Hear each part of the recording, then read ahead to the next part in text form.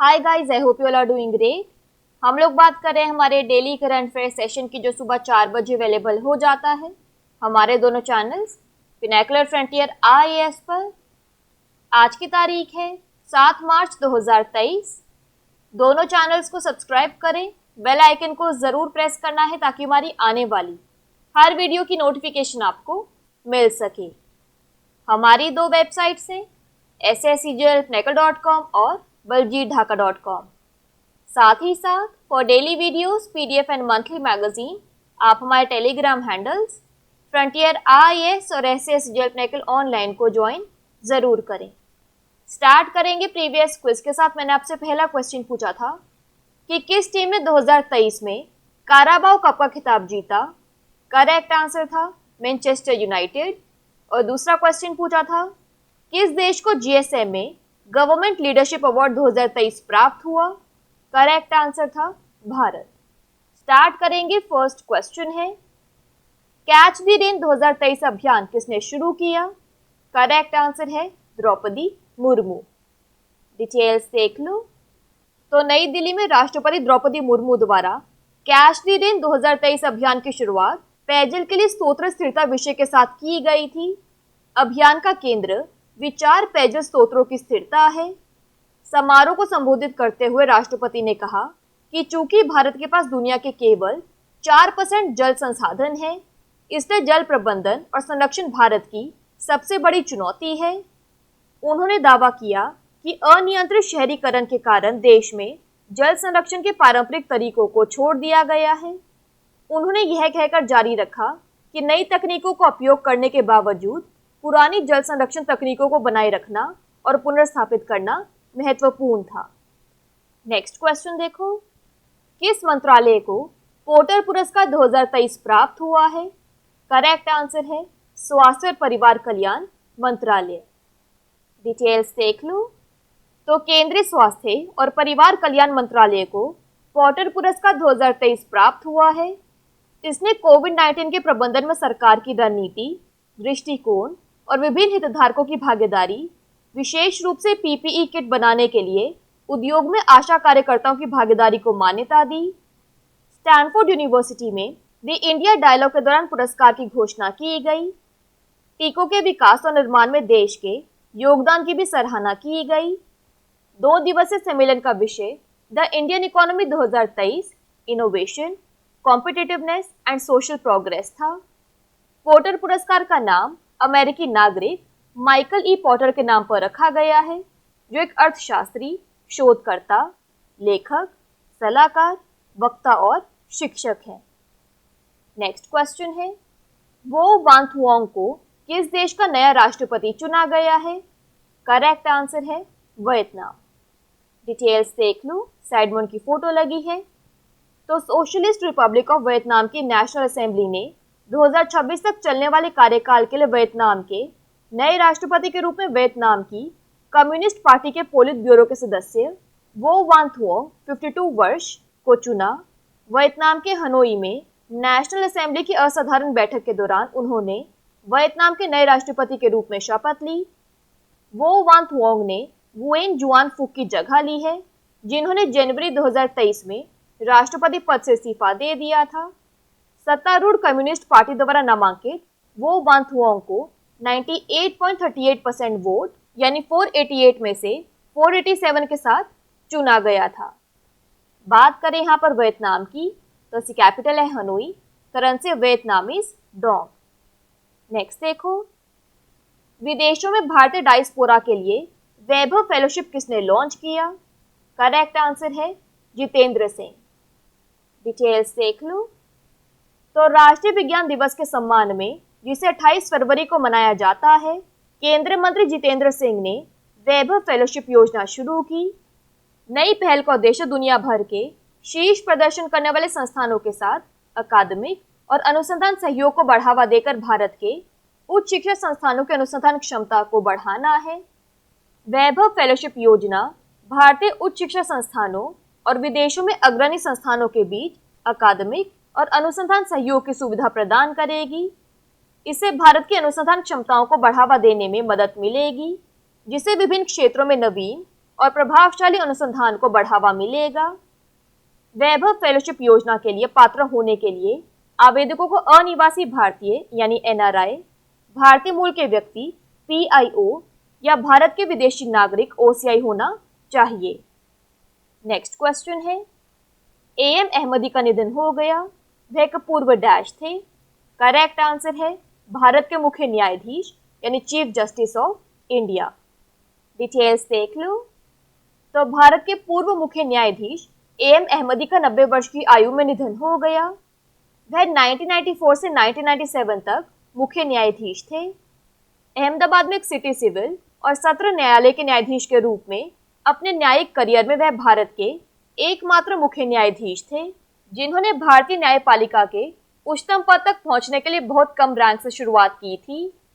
न्यायमूर्ति अहमदी न केवल भारत में बल्कि दुनिया भर में एक सम्मानित न्यायविद थे। उन्हें विशेष परियोजनाओं का नेतृत्व करने के लिए UNO और विश्व बैंक सहित विभिन्न अंतर्राष्ट्रीय संगठनों द्वारा आमंत्रित किया गया था। वह अत्यधिक प्रतिष्ठित कानूनी संस्थानों जैसे अमेरिकन इन लॉज और middle temple in on the honourable society of middle temple London से सम्मान प्राप्त करने वाले थे। भारत के सबसे लंबे समय तक सेवा करने वाले मुख्य न्यायाधीशों में से एक होने के अलावा उन्होंने विभिन्न आयोगों का नेतृत्व करने की जिम्मेदारी भी निभाई और अपने जीवन के अंत तक मध्यस्थता के क्षेत्र में सक्रिय रूप से योगदान दे रहे थे। यहाँ उन्हें तस्वीर में देख लीजिए। नेक्स्ट क्वेश्चन है, किसे वर्ष 2022 का बिजनेस स्टैंडर्ड बैंकर चुना गया है? करेक्ट आंसर है शशिधर जगदीशन। डिटेल्स देख लो। तो HDFC बैंक के प्रबंध निदेशक यानी MD और मुख्य कार्यकारी अधिकारी CEO शशि जगदीशन को वर्ष 2022 का बिजनेस स्टैंडर्ड बैंकर चुना गया है। उन्हें यह पुरस्कार बैंक के मजबूत प्रदर्शन को बनाए रखते हुए प्रौद्योगिकी संबंधी चुनौतियों के सफल संचालन के लिए दिया गया है। उन्होंने 27 अक्टूबर 2020 को HDFC बैंक का कार्यभार संभाला। उनके शानदार पूर्ववर्ती आदित्य पुरी के 70 वर्ष की आयु प्राप्त करने के बाद कार्यालय से सेवानिवृत्त होने के बाद भारतीय रिजर्व बैंक के मानदंडों के अनुसार एक निजी क्षेत्र के बैंक के CEO के लिए अधिकतम आयु। बैंकिंग नियामक ने जगदीशन की नियुक्ति को 3 साल की अवधि के लिए मंजूरी दी थी, जिसके बाद वह विस्तार के लिए पात्र होंगे। HDFC बैंक में उनकी यात्रा 1996 में वित्त कार्य में प्रबंधक के रूप में शुरू हुई। यहाँ उन्हें तस्वीर में देख लीजिए। नेक्स्ट क्वेश्चन देखो, किस संस्थान ने मौद्रिक नीति के लिए उपयोगी इनपुट इकट्ठा करने के लिए 2 प्रमुख सर्वेक्षण शुरू किए? करेक्ट आंसर है RBI। डिटेल्स देख लो।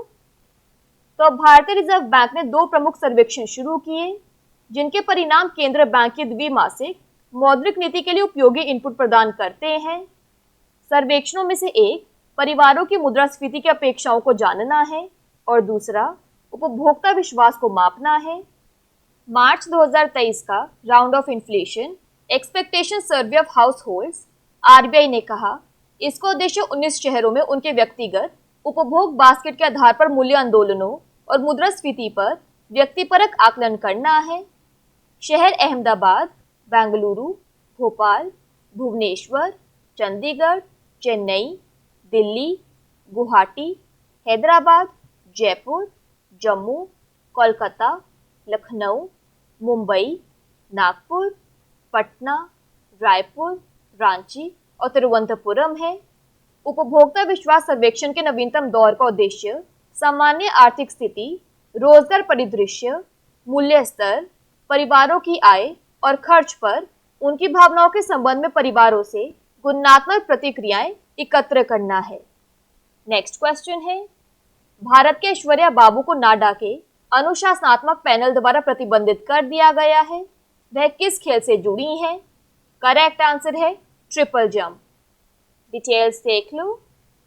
तो भारत की शीर्ष ट्रिपल जंपर ऐश्वर्या बाबू को राष्ट्रीय डोपिंग रोधी एजेंसी के अनुशासनात्मक पैनल ने प्रतिबंधित अनाबॉलिक स्टेरॉयड का उपयोग करने के लिए 4 साल के लिए प्रतिबंधित कर दिया है। 25 साल के ऐश्वर्या बाबू को स्प्रिंटर एस धनलक्ष्मी के साथ 2022 में बर्मिंघम कॉमनवेल्थ गेम्स से स्टेरॉयड के लिए सकारात्मक परीक्षण के बाद हटा दिया गया था, जो विश्व डोपिंग रोधी एजेंसी की प्रतिबंधित सूची में है। 13 फरवरी 2023 को नाडा के अपील पैनल से नोटिस मिलने के बाद ऐश्वर्या को प्रतिबंध के खिलाफ अपील दायर के लिए 6 मार्च 2023 तक का समय दिया गया। उन्होंने पहले 14.14 मीटर के राष्ट्रीय रिकॉर्ड ब्रेकिंग लंच के साथ चैंपियनशिप में ट्रिपल जंप का स्वर्ण जीता था। यहां उन्हें तस्वीर में देख लीजिए। नेक्स्ट क्वेश्चन है, राष्ट्रीय सुरक्षा दिवस that is national security day कब मनाया जाता है? करेक्ट आंसर है 4 मार्च। डिटेल्स देख लो। तो भारत हर साल 4 मार्च को राष्ट्रीय सुरक्षा दिवस मनाता है। राष्ट्रीय सुरक्षा दिवस का उद्देश्य हमारे देश के सुरक्षा बलों के प्रति आभार व्यक्त करना है, जिसमें पुलिस, अर्धसैनिक इकाइयां, गार्ड, कमांडो, सेना के अधिकारी और हमारे नागरिकों की सुरक्षा को बनाए रखने में शामिल अन्य इकाइयां शामिल हैं। वे कई त्रासदियों और मुद्दों के बारे में जागरूकता फैलाते हैं, जिनके बारे में भारतीय नेताओं और व्यक्तियों को सूचित करने की आवश्यकता है।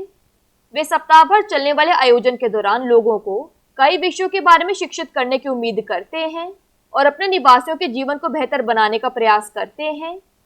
भारतीय राष्ट्रीय सुरक्षा परिषद ने इस वर्ष के लिए थीम की घोषणा की, युवा दिमाग का पोषण, सुरक्षा संस्कृति विकसित करें, that is nurture young minds, develop safety culture. Last question है आज के सेशन के लिए, लघु कथा संग्रह the book of Bihari literature का संपादन किसने किया? करेक्ट आंसर है अभय के। डिटेल्स देख लो। तो बिहार के उद्योग मंत्री समीर कुमार महासेठ ने बिहार के पटना में आयोजित ग्रैंड ट्रंक रोड इनिशिएटिव 3.0 के दौरान एक भारतीय कवि राजनयिक अभय कुमार द्वारा संपादित the book of Bihari literature नामक पुस्तक का विमोचन किया है। हार्पर कॉलिंस द्वारा प्रकाशित पुस्तक 2600 वर्षों की अवधि में लिखी गई लघु कथाओं और कविताओं का एक संग्रह है, जिसका अंगिका, वज्जिका, भोजपुरी, मगही, मैथिली, हिंदी, उर्दू, पाली, संस्कृत और फारसी जैसी विभिन्न भाषाओं से अंग्रेजी में अनुवाद किया गया है। समीर कुमार महासेठ ने जोर देकर कहा कि भारत और दुनिया भर में बिहार के समृद्ध साहित्य को बढ़ावा देने के लिए पुस्तक एक महत्वपूर्ण योगदान है।